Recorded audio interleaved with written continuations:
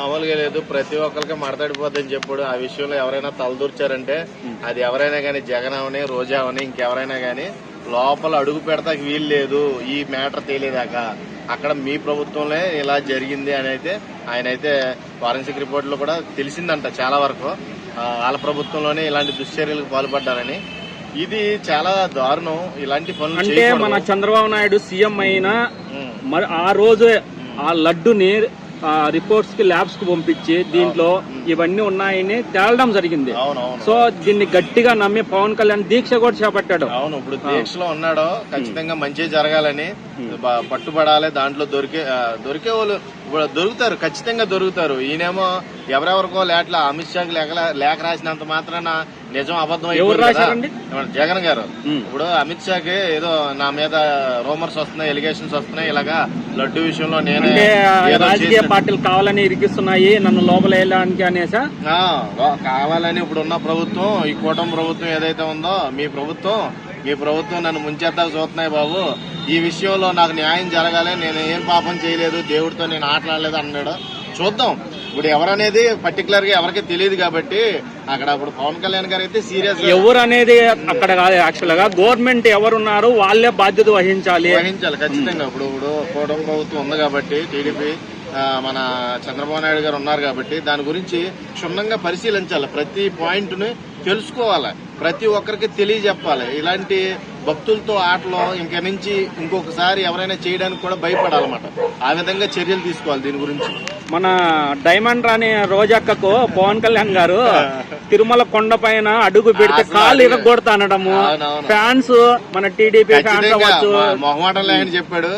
ఈ విషయం తేలేదాకా తిరుమల తిరుపతిలో నువ్వు అడుగు పెట్టావంటే నీ కాళ్ళు చేతులు ఇరగొడతాననేది సీరియస్ వార్నింగ్ అయితే ఇచ్చాడు రోజాకి.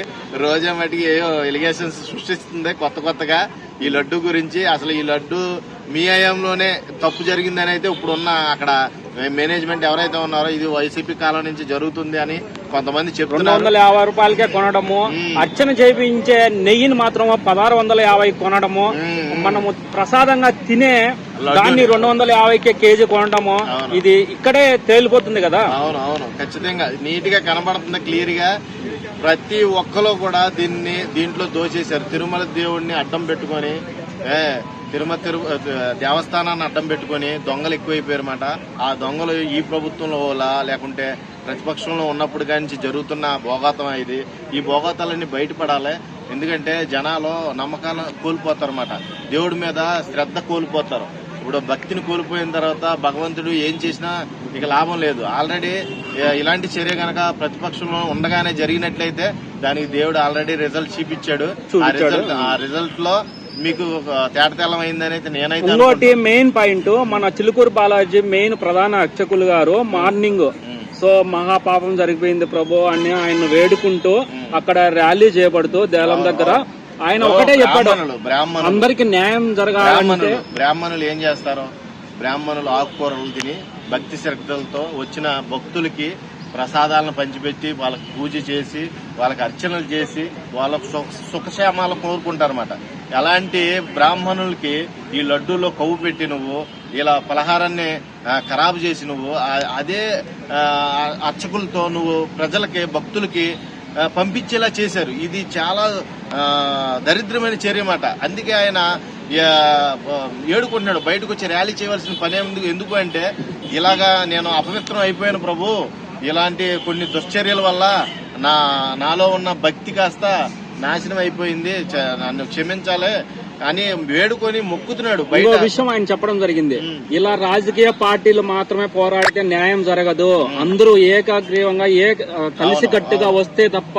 కూటమి ప్రభుత్వానికి మెయిన్ హెడ్ తలకాయ మన మోడీ గారు ఉన్నారు కాబట్టి ఈ విషయాన్ని సెంట్రల్ నుంచి పరిగణలోకి తీసుకొని తొందరగా దీని గురించి ఎంక్వైరీ చేసి ప్రతి ఒక్కరు దీని వెనకాల ఉన్న దాగి ఉన్న ప్రతి ఒక్కరిని కూడా బయటికి తీసి వాళ్ళు చేసిన తప్పుల్ని ప్రజల ముందు నిరూపిస్తే చాలా వరకు ఈ ప్రభుత్వం మీద గౌరవం అనేది పెరుగుద్ది. ఖచ్చితంగా ఈ లడ్డు ఒకటే కాదు, ఇంకా ఎన్ని దేవాలయాల్లో ఇలాంటి కల్తీలు జరుగుతున్నాయో ప్రతి ఒక్క చోట కూడా ప్రతి ఒక్క స్ట్రిక్ట్ ఆఫీసర్స్ నియమించి అందరూ కూడా కలిసి కట్టుగా సిబిఐ ఎంక్వైరీ జరగాలని కోరుకుంటున్నారు. మీరు దీనిపైన మీరేమనుకుంటున్నారు? ఖచ్చితంగా ఇలాంటి ఎంక్వైరీస్ చేసి అందులో ఉన్న నిజానిజాలను బయటపెట్టి భక్తులకు విముక్తి కలిగించాలని నేనైతే కోరుకుంటున్నాను.